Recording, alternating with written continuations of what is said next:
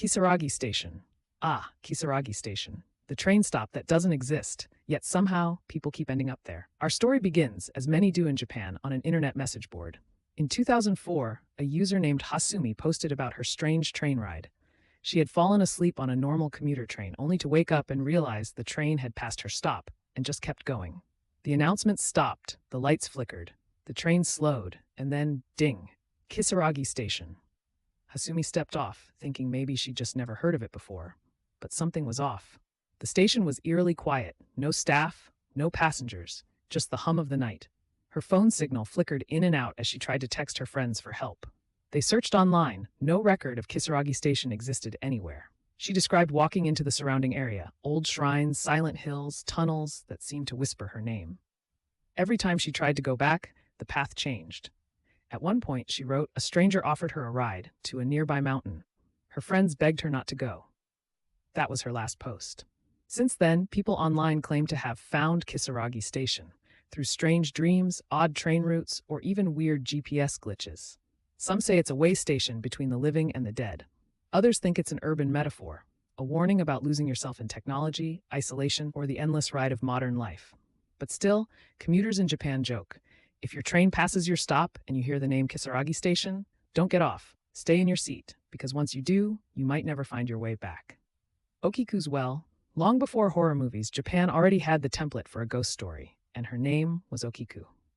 The tale begins in Himeji Castle, centuries ago. Okiku was a servant who worked for a samurai named Aoyama Tessen. She was loyal, kind, and perhaps a little too beautiful for her own good. Aoyama tried to seduce her, but she refused. So, being the absolute worst, he hatched a plan. He accused her of losing one of his 10 valuable plates, a capital offense back then. He demanded she find the missing plate. She counted them again and again. 1, 2, 3, up to 9, but the 10th was always missing. Aoyama smirked. You failed me, Okiku. In some versions, he kills her in a rage. In others, she throws herself into the castle's well in despair. Either way, her spirit did not rest. At night, she returned. From deep inside the well, her ghostly voice echoed, 1, 2, 3, 4, 5, 6, 7, 8, 9, then silence. And finally, a blood-curdling scream. Every night she counted, every night the same way, until priests eventually performed a ritual to calm her spirit. Okiku's well still exists at Himeji Castle today, sealed, but still there. Tourists gather around, daring each other to listen. Some swear they hear faint counting when the wind blows. The story of Okiku has inspired endless retellings, from kabuki plays to The Ring. It's the perfect ghost story formula. Betrayal, injustice, a haunting that repeats like a broken record. And if you ever hear someone counting in the dark, and they stop at 9, maybe, just maybe, you should run before she gets to 10. Jinmenken, the human-faced dog. Now imagine this. You're walking home late at night, maybe after a long shift. You pass an alley and hear a low growl. You glance over, and there it is. A dog. But not just any dog. It's staring right at you, and it's got a human face. Congratulations, you've just met a Jinmenken, Japan's infamous human-faced dog. Reports of Jinmenken started in the 1970s and 80s, often around highways or alleys. Witnesses described fast-moving, shaggy dogs with eerily human-like faces, sometimes sad, sometimes angry, and occasionally shouting, "Leave me alone," before bolting away at unnatural speed. Most sightings happened near the outskirts of cities or construction sites. Some theories claimed they were mutated strays from secret lab experiments. Others suggested they were vengeful spirits of humans who died in car accidents, reincarnated as dogs. A few even connected them to yokai, Japan's supernatural folklore creatures, saying Jinmenken were omens of disaster or death. But the wildest theory? People thought they were ghostly newspaper delivery dogs. Yes, apparently, in the afterlife, some souls still have a work ethic. Despite the absurdity, Jinmenken legends spread fast, partly because of how they fit into Japan's boom-era anxieties. Cities were growing, tech was accelerating, and people felt increasingly alienated. What better monster for the modern age than one that mirrors our faces back at us, literally? Today, Jinmenken has become an internet meme, appearing in manga, anime, and even plush toys. But occasionally, someone on a late-night forum still posts a new photo. Blurry, grainy, yet unsettlingly real. So if you ever spot a dog skulking under a streetlight, don't lean in too close, because if it turns its head and says, "What are you looking at?" it's already too late. Hitobashira, the human pillars. Here's a cheerful one for you, building stability with human sacrifices. In ancient Japan, it was believed that great structures, bridges, castles, temples needed more than stone and wood to stand strong. They needed a soul. And that's where hitobashira, or human pillars, come in. The ritual was simple and horrifying. A person, often a volunteer or condemned criminal, would be buried alive within the foundation of a building to appease the gods and ensure it wouldn't collapse. Their spirit was meant to guard it forever. One of the most famous legends involves Maruoka Castle in Fukui Prefecture. The story goes that when they first tried to build it, the walls kept collapsing. A priest suggested a human sacrifice. A poor, one-eyed woman named Oshizu was chosen. In exchange, her son would be made a samurai. She was buried beneath the central keep, and indeed the castle finally stood firm. Years later, the Lord broke his promise to her son.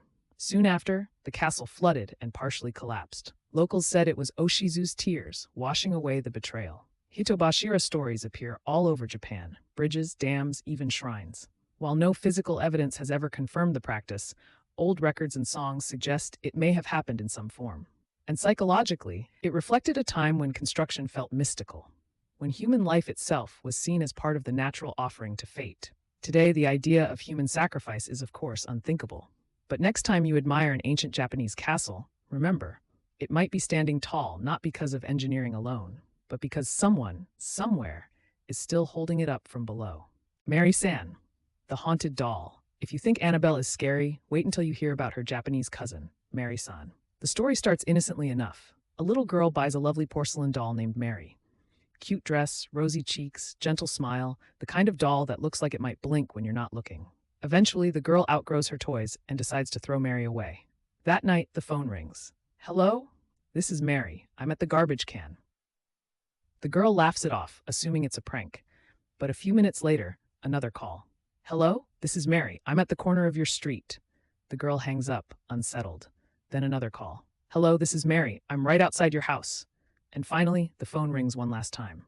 The girl answers, trembling. "Hello, this is Mary. I'm right behind you." In most versions, that's where the story ends, abruptly, of course. In others, police find the girl dead, clutching the doll. It's a classic Japanese take on the Western haunted object trope. But Mari-san has a deeper layer. She's a reflection of guilt, loss, and attachment.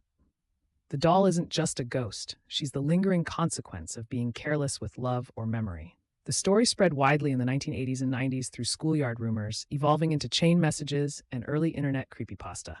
Today, Mary-san lives on as a cautionary tale for kids about taking responsibility, and for everyone else, she's a reminder to never underestimate a porcelain smile. So next time you toss out an old toy, maybe say goodbye properly. You never know who might call. The licked hand. You know that comforting feeling when your dog licks your hand under the bed at night? Yeah, this story ruins that forever. It's called the licked hand, or sometimes humans can lick too. It goes like this.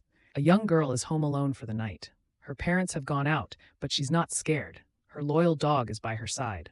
Later that night, she hears a strange, dripping sound coming from the bathroom.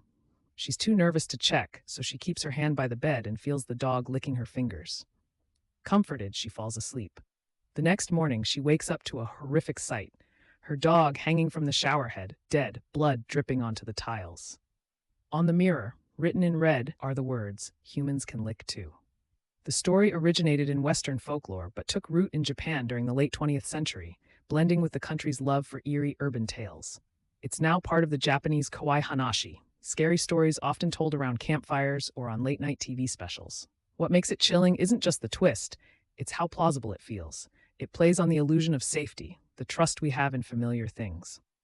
The dog, the bed, the home, all turned against us. Over the years, it's been adapted into movies, comics, even video games. The moral, though, remains the same. If you hear a drip in the dark, don't assume it's a leaky faucet. And if something licks your hand from under the bed, you might want to check who's actually down there. The woman in the gap. You're in your room. Everything's quiet. The air feels still. Then, out of the corner of your eye, you notice it. A pair of eyes staring at you from the gap between your dresser and the wall. Congratulations, you've just met Kizami Onna, the woman in the gap. She's one of Japan's most claustrophobic urban legends, literally living in the narrow spaces of your home. She doesn't move. She doesn't blink. She just watches. And when you finally notice her, she whispers, "Do you want to play hide and seek?" If you answer yes, she drags you into the darkness. If you say no, she does it anyway. There's no winning move. The legend became popular in the 1980s, spreading through schoolyard ghost stories and later internet horror forums. Some versions claim she appears in the small spaces between furniture and walls. Others say she hides behind sliding doors or under floorboards. Psychologists interpret her as a manifestation of parasocial paranoia, that unsettling idea that someone, somewhere, is watching you when you're alone. But folklore scholars trace her roots further back, possibly inspired by older Japanese ghosts who dwell in between spaces, like the yurei trapped between worlds. She's not just a monster. She's a metaphor for being stuck, neither here nor there, neither living nor gone. So next time you move your furniture and see a dark slit of empty space, maybe just leave it. You don't want to see who's waiting in the gap. Daruma-san, the bathtub game. This one's not just a story, it's a game. But if you're smart, you'll never play it. It's called Daruma-san, or the bathtub game, and it's one of Japan's most infamous rituals for summoning a ghost. Here's how it supposedly works. You start at night, alone. Fill your bathtub with water, turn off the lights, and get in. As you close your eyes and wash your hair, you say, Daruma-san fell down. Daruma-san fell down. This phrase refers to an old myth about a woman who slipped in the bath, fell on a tap, and died, gruesomely. When you finish washing, you'll supposedly feel something, a presence, behind you in the tub. A cold hand reaching out. Don't look. Just stand up carefully and get out, keeping your eyes averted. The next day, the game begins. You'll sense someone following you, a woman with one eye gouged out. She'll move slowly at first, but as the day goes on, she'll get closer. You can't let her catch you. If you do, she drags you away. The only way to end it is to shout, "Kidda, I cut you off," before she touches you, but you must do it at the right moment, or it won't work. Nobody knows where this ritual originated. Some say it's based on old purification ceremonies. Others think it was a schoolyard dare turned viral. Either way, it spread online, with teens daring each other to try it and posting about strange dreams, cold spots, or figures in mirrors. Daruma-san is less about ghosts and more about temptation, that universal curiosity humans have to poke the supernatural. But if legends are to be believed, curiosity might just get you killed. So, next time you're washing your hair and you feel something move behind you, don't look back. Some doors, once opened, can't be closed.